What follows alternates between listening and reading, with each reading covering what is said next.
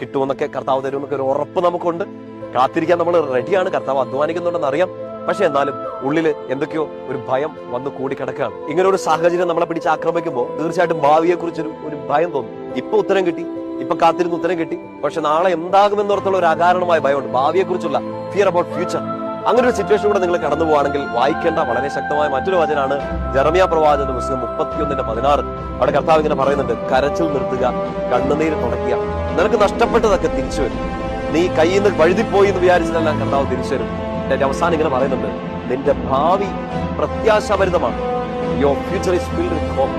എന്റെ പ്രിയപ്പെട്ട സഹോദരങ്ങളെ, ഈ ബോധ്യം കർത്താവ് നമുക്ക് ഈ വചനം കേൾക്കുമ്പോൾ തരികയാണ്. നീ കരച്ചിൽ നിർത്തുക, കണ്ണുനീർ തുടയ്ക്കുക, നിന്റെ ഭാവി പ്രത്യാശാഭരിതമാണ്. ഒറ്റ കാരണം എന്താണെന്നറിയോ? നീ കാത്തിരിക്കുന്ന ആർക്ക് വേണ്ടിയിട്ടാണ്? നിനക്ക് വേണ്ടി അധ്വാനിക്കുന്ന ദൈവത്തിന് വേണ്ടി. നീ ഉറപ്പ് കെട്ടിയിരിക്കുന്ന ആരിലാണ്? നിന്നെ അനുഗ്രഹിക്കുന്ന, നിനക്ക് ഫലം തരുമെന്ന് ഉറപ്പ് തന്നൊരു കർത്താവ്. ആ കർത്താവ്